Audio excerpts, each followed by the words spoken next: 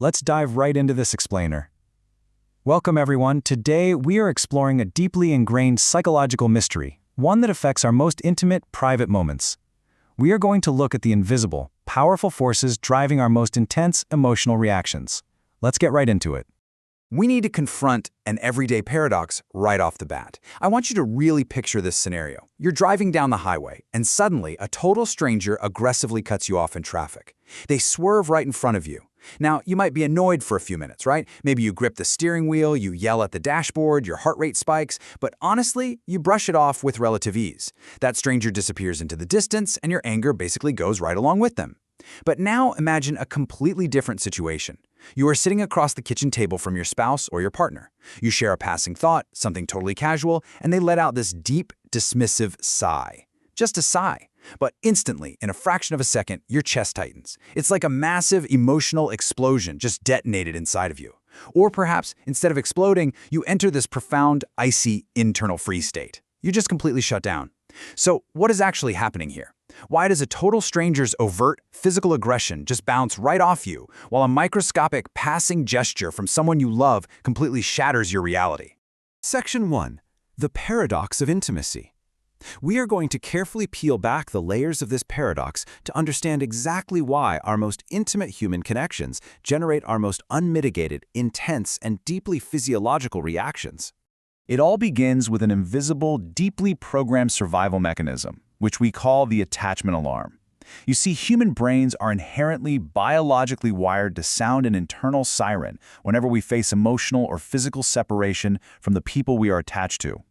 In a healthy dynamic, your partner, your parent, or your child, they act as your internal compass point. As long as you can intuitively find your bearing in relation to that compass, you feel emotionally anchored. You feel safe in the world. But when a loved one ignores us, when they dismiss us, or even just roll their eyes, that internal compass suddenly spins wildly out of control. Your brain does not perceive this as a minor adult disagreement, not at all. It perceives it as an acute, immediate threat to your actual survival, triggering a piercing internal alarm that you feel deep in your gut. Now, what happens when we try to suppress that deafening alarm? Because we all do it, right? In polite society, or honestly, just to maintain some semblance of peace at the dinner table, we frequently push these intense feelings of panic and rejection underground. We swallow them. But here is the thing about emotions. They are highly visceral. They literally demand to be felt. So when they are pushed down, they don't simply vanish into thin air. Instead, they morph. They transform into actual physical symptoms. We're talking chronic headaches, severe back pain, or sudden gastrointestinal distress. They completely sap your energy, leaving you with this pervasive feeling of deep, unexplainable emptiness. Or the pressure just silently builds and builds until you finally explode at completely random times, blowing up over seemingly nothing. What looks to the outside world like an irrational, crazy overreaction to an unwashed coffee cup is actually a suppressed, terrified attachment alarm violently breaking through the surface. Section 2. Your body smoke detector. To truly understand why we blow up or why we shut down so completely, we have to look past our conscious, logical thoughts and look down into our somatic biology, the literal, physical wiring of the brain. The human brain develops architecturally, from the bottom up. Down at the very base, we have the primitive reptilian brain, the brainstem. This controls our most basic, unconscious survival functions. It's handling your heart rate, your breathing, and your most primitive threat responses. You don't think about it, it just works. Above that sits the limbic system, which is our mammalian emotional center. This evolved to manage our complex social connections and our attachments. And finally, sitting right at the very top, behind your forehead, we have the prefrontal cortex. This is the rational, thinking, planning part of the brain. Now that top level is highly logical, but those bottom levels, they are entirely 100% organized around one single goal: keeping you alive. Let's look a little closer at this internal dynamic, because this is where things get really fascinating. Deep within that emotional mammalian brain sits a tiny structure called the amygdala. I want you to think of the amygdala as your body's internal smoke detector. Its central vital function is to instantly identify if any incoming input is a threat to your survival, and it operates incredibly fast, way faster than conscious thought. Above it is the medial prefrontal cortex, which acts as your rational watchtower. This is the part that allows you to pause, assess a situation, and realize, oh, okay, it's just burnt toast setting off the alarm. It's not actually a house fire. But when that primitive smoke detector senses a major threat, like a profound emotional rejection from someone your survival deeply depends on, it completely hijacks your nervous system before your watchtower even has a chance to realize what is happening. So the absolute crucial point you need to take away from this is this. Your extreme reaction to a spouse or a family member is not a conscious choice. You are not actively choosing to be difficult or acting out. It is a hostile physiological takeover.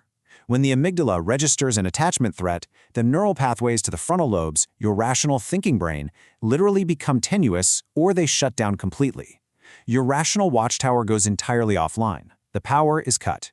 You are left entirely at the mercy of your primitive, survival-driven reflexes: fight, flight, or freeze. This, by the way, is exactly why it makes absolutely zero sense to try and argue logically with someone, or even with yourself, during an intense emotional trigger. The part of the brain that processes human logic is literally temporarily closed for business. Section 3. The geometry of survival. This brings us to a really important question. Why does a spouse or a parent trigger this primitive smoke detector so easily, while a stranger in traffic does not? It all comes down to the fact that the most primitive parts of our brain tell us that safety lies in familiarity. When we are infants, our nervous systems map the world entirely based on our earliest caregivers. The people closest to you right now in your adult life, your partner, your parents, they occupy the exact same spatial and emotional coordinates in your brain where your earliest childhood templates for safety, love, and survival were originally forged. Think about that for a second. A stranger on the street screaming at you, they hold no real estate in your attachment brain. They don't matter to your survival. But your spouse? They are standing right on top of your deepest, oldest psychological fault lines. Because they occupy that highly critical, foundational space, attachment becomes highly bipolar, and I mean that in the literal, magnetic sense. Think of a compass needle. Like a magnet, the very same person we intensely pursue for closeness, the person who represents our North Pole of total safety and comfort, can suddenly, in a fraction of a second, become an object of unbearable disdain, pushing us violently into the South Pole of repulsion.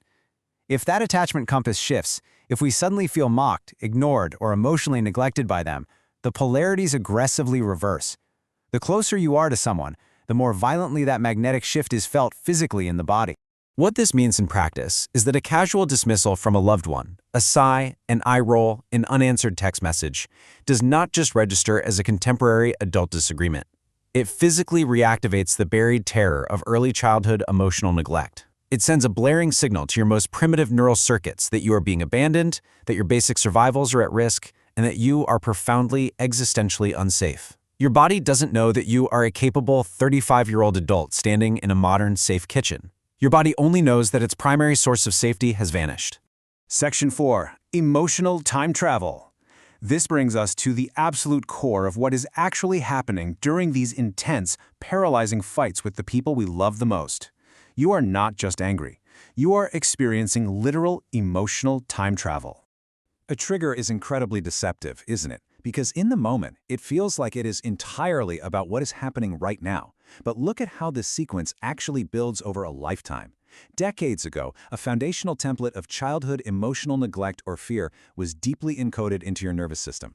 Then, years ago, your brain began a process of subconscious pattern matching, recognizing familiar traces of that pain in your adult relationships. Then, just 1 second ago, your partner makes a dismissive remark. And now, in this present moment, your primitive survival alarm is completely reactivated. The argument you are having right now is not about the dirty dishes in the sink, or the weekend schedule, or their tone of voice. It is an ancient echo. Your nervous system has literally time-traveled back to your earliest, most terrifying vulnerabilities. For some people, this time travel looks like an explosion of rage, but for many others, it looks like a complete silent shutdown.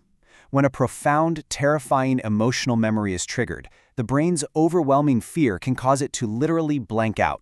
This is clinical dissociation. It is the deepest biological freeze reaction. When the somatic pain of rejection is simply too much for the nervous system to bear, and neither fighting nor fleeing is a viable option, the ultimate emergency backup system activates. Your heart rate plummets, your breathing becomes shallow, and you drop out of the present moment entirely. You stare blankly, feeling completely numb, floaty, and entirely disconnected from your own body and from the person sitting right in front of you. I really want you to sit with this definitive, powerful insight for a moment. Just let this sink in. The closer the relationship, the older the wound it can touch. Your intense overreaction, your sudden panic, your freezing and going numb, it isn't you being overly sensitive. It isn't you being dramatic or crazy or irrational. It is the profound mathematical reality of your somatic biology. The closer someone is allowed into your heart, the closer they stand to the foundational wounds of your past. They have successfully bypassed all your adult armor, and they are walking directly on your oldest, most sensitive scars. Section 5. Returning to the present. So the vital, life-saving question becomes, how do we escape this agonizing loop? How do we untangle our past physiological scars from our current adult reality before we completely ruin our most precious relationships? Well, you have to bring the brain's rational watchtower back online. And because the brain is built from the bottom up, as we discussed, you cannot use logic to do this. You literally cannot think your way out of a survival alarm. You must use physical grounding to interrupt the biology.